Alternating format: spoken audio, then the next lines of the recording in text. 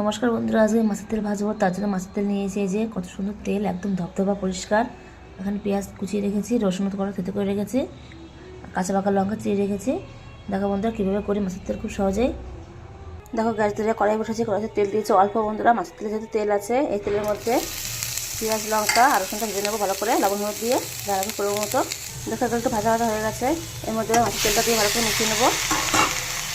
দেখো ভালো করে মিশিয়ে নিয়েছি, আস্তে আস্তে সরিয়ে কড়াইভাবে ভেজে নেবো।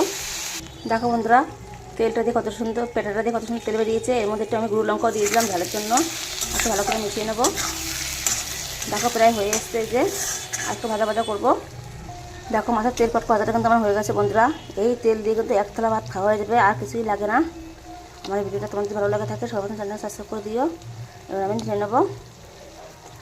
দেখো মাছের তেল পাট করে ঢেলে নিয়েছি, এই যে দেখো কত সুন্দর হয়েছে।